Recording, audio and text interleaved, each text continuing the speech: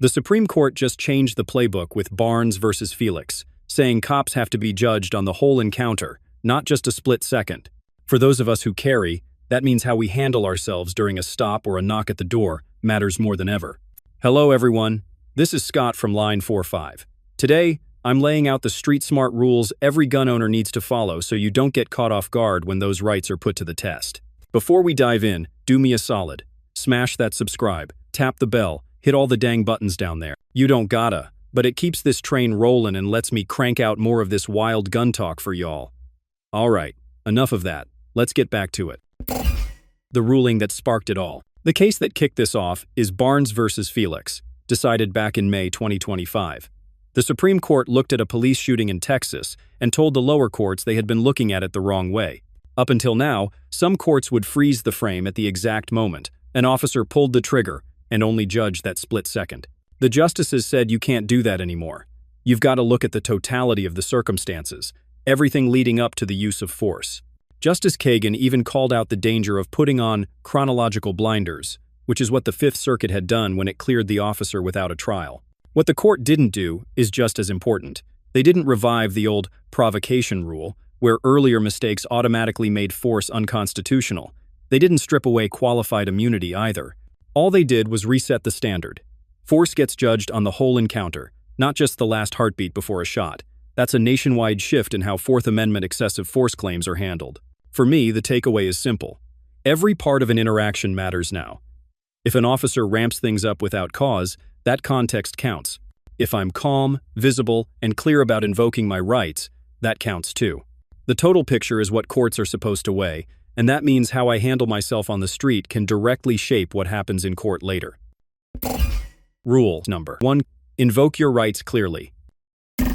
Here's how I handle the talking part. If an officer starts asking investigative questions, I state my rights in plain English and stop.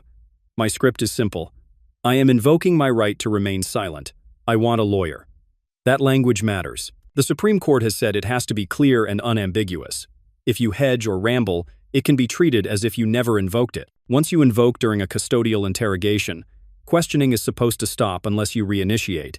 If they keep pressing, anything you say after that is at real risk of being suppressed later. Miranda only applies to custodial interrogation, but I still use the same script even if I am not under arrest. If I am free to leave, I ask, am I being detained or am I free to go? If I am detained, I keep it short and compliant with lawful commands, but I do not answer questions. If I am required by state law to identify myself or hand over license and registration, I do that without commentary. Producing ID does not consent to a search, and it is not a waiver of rights. I also keep the Fourth Amendment clean. I say, I do not consent to any searches. If they have probable cause or a warrant, they will search anyway. I am not arguing roadside law. I am preserving the record. Small talk ruins cases. Nervous chatter ruins cases. Once I say my 2 lines, I keep my hands visible, follow lawful orders, and say nothing else. Next, I lock in the proof with documentation. Rule number 2. Document everything. I record the moment the encounter starts, and I do it openly. Courts around the country have recognized a First Amendment right to film police performing their duties in public, including the 1st, 3rd, 5th, 7th, and 10th circuits. That includes cases like Glick versus Cuniff, Fields versus Philadelphia, Turner versus Driver, ACLU versus Alvarez, and Irizarry versus Yahia. The Supreme Court hasn't ruled directly on it, but the weight of circuit law says filming is protected so long as I don't interfere. I keep my hands visible, hold the phone chest high, and comply with lawful orders to step back. I announce a timestamp and location on camera, identify officers by name and badge if visible, and say one clean line for the record. I do not consent to searches. I avoid secret audio in states that require all-party consent to record conversations. Massachusetts now protects even secret recordings of on-duty police in public, but places like Oregon still ban most covert recordings after a 2025 Ninth Circuit ruling. Bottom line, I record openly unless I know my state allows covert audio. I preserve evidence like a grown-up case file. I don't edit the original clip. I back it up to the cloud, email it to myself, and note witness names, patrol car numbers, and the incident or case number. Afterward, I filed a public records request for body cam and dispatch audio fast, because retention rules are short and vary by agency. Knowing the clock matters. Policies and statutes control what's kept and for how long, and delays kill evidence. Clean video, clear narration, and quick record requests give me leverage later. If an officer escalates without specific facts, this record is what turns a bad stop into a winnable case. Rule number 3. Vehicle encounters made simple. I set the stage before the officer reaches my window. Engine off. Dome lights on at night. Hands high on the wheel where they can see them. When I'm asked for my license and registration, I say what I'm doing before I move. My wallet is in my right pocket. I'm going to reach for it slowly. I wait for acknowledgement, then move. Disclosure depends on state law. If I'm in a duty to inform state, I keep it tight. Officer, I'm lawfully carrying. The firearm is on my right hip. My hands are staying on the wheel. How would you like to proceed? If my state has no duty to inform, I answer truthfully if asked and otherwise keep it simple. I never consent to searches. My line is, I do not consent to any searches of my person or vehicle. Refusing consent is lawful and does not create probable cause. If they have a warrant or independent probable cause, they'll search without my permission. I don't argue that roadside. I know the basics of Supreme Court rules that actually matter in the car. An officer can order me out of the vehicle. That's settled law. A frisk requires reasonable suspicion. I'm armed and dangerous. Lawful carry alone isn't enough in many jurisdictions. During a traffic stop, they can't prolong the stop beyond the mission, license, registration, citation, without new articulable suspicion. When business is done, I ask, am I free to go? If an officer insists on temporarily securing the firearm, I stay still, state I don't consent, and comply safely. I keep recording where legal, keep my narration calm, and lock down the record. The goal is simple: get home safe and leave a clean file that wins later if my rights were pushed. Rule number 4. Home is your stronghold. My house gets a different level of protection. Police don't get to walk in on a vague, community caretaking excuse. The Supreme Court shut that door for homes in Caniglia versus Strom. If they want inside, they need a warrant, valid consent, or a real emergency. I talk through the door, keep it mostly closed, and ask if they have a warrant. If the answer is no, I don't consent, and I don't step back to invite entry.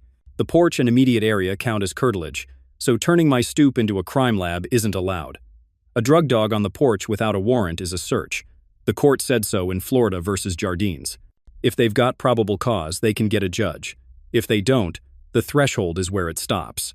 Warrantless home entry to arrest me is off the table absent exigent circumstances. That's Payton versus New York. Exigency still exists, imminent harm, hot pursuit, or evidence about to be destroyed, but a lawful knock and talk doesn't magically create it. Kentucky versus King draws that line. If they think evidence is inside and need time to get a warrant, they can secure the scene temporarily, keep me outside, under Illinois versus MacArthur, but they still have to go get the paper. Consent is where people blow cases. If 2 adults live here and I'm present and say no, that refusal beats another occupant's yes, under Georgia versus Randolph. If I'm lawfully removed, like a valid arrest, the remaining occupant's consent can then authorize a search, so I keep my refusal clear and on camera. My play is simple. Door mostly closed, speak plainly, no consent, comply with lawful commands outside the threshold. If there's a warrant, they come in. If there isn't, my rights hold at the hinge. Rule number 5. Narrate movements and watch tone. Inside a traffic stop or street encounter, the small details can keep things from spiraling. I make it a habit to say what I'm about to do before I do it. If I'm reaching for my license, I say, my wallet is in my back right pocket, I'm going to reach for it now. If I need to grab registration, I tell the officer where it is and wait for acknowledgement before moving. This isn't me asking permission, it's me removing any chance of misunderstanding. Courts have long recognized that sudden movements around firearms or waistbands escalate suspicion. By narrating, I reduce the risk of an officer claiming they thought I was reaching for a weapon. Tone matters just as much. The Supreme Court in Graham versus Connor made it clear that the reasonableness of force depends on the facts as they appeared to the officer at that moment. If I raise my voice, move fast, or look agitated, I'm feeding into a record that says escalation looked reasonable. Staying calm, controlled, and deliberate builds a stronger file if things ever go to court. I also watch for cues from the officer. A change in tone, body language, or hand placement on their weapon is my signal to shift into defensive compliance. Hands high, narration steady, no sudden moves. I keep my documentation rolling if it's legal to record. The goal here is simple. My behavior is part of the totality of circumstances, courts now have to consider. Calm narration keeps me alive in the moment and strengthens my side of the record if it ever gets reviewed. Rule number 6. Understand state variations. Carrying looks very different once you cross a state line, and I make it my job to know the rules before I drive. Right now, more than half the country has some form of constitutional carry. States like Texas, Florida, and Ohio let you carry without a permit if you're otherwise legally allowed to own a firearm. But there are still states where permits are mandatory, and some even tack on extra obligations that catch people off guard. Take duty to inform laws. In states like Ohio, Michigan, or North Carolina, if you're carrying and you're stopped by law enforcement, you have to tell the officer up front. If you don't, you could be facing a criminal charge even if your carry was otherwise lawful. On the flip side, in states without that duty, I don't volunteer unless asked. I stick to the law on the books. Reciprocity is another trap. My carry permit might be valid in Pennsylvania, but it's worthless in New Jersey. If I cross that bridge armed, I'm committing a felony. I've seen too many people assume their home state permit carries everywhere. It doesn't. Federal law, like FOPA, only protects you in very narrow circumstances while traveling. And even then, you've got to be passing through with the firearm unloaded and locked away. Knowing these differences isn't optional. If I mess it up, it's my record and my rights on the line. Every time I travel, I check the map, confirm the rules, and carry accordingly. That discipline keeps me legal and keeps the rest of these rules usable if I'm ever stopped. Why the court standard matters going forward. The Supreme Court's ruling in Barnes v. Felix set a new baseline. Force is no longer judged only in the flash of a trigger pull. It's reviewed across the whole encounter. That means every choice an officer makes before the final moment, and every choice I make as an armed citizen, can shape how a court sees what happened. Justice Kagan's opinion made it clear that lower courts can't use chronological blinders anymore, which is exactly what the Fifth Circuit had done when it cut the case short. Now, the record gets opened wider, and that shift gives gun owners more room to fight back when rights are trampled. It doesn't erase doctrines like qualified immunity, and it doesn't mean every use of force is suddenly unconstitutional. What it does mean is that context finally counts. If an officer escalates without articulable facts, if commands are inconsistent, if I was compliant and calm throughout, that entire chain is now part of the analysis. That is where documentation, narration, and refusing unlawful searches become powerful. The courts are required to consider not just the officer's split-second perception, but also the events leading up to it. For me, that's the takeaway. Every rule I've laid out, from invoking rights to recording to narrating movements, feeds into this new standard. When I carry, I assume that everything from the first word spoken to the last movement I make will be weighed later. This ruling just confirmed it. My responsibility is to leave a record that's clear, disciplined, and defensible.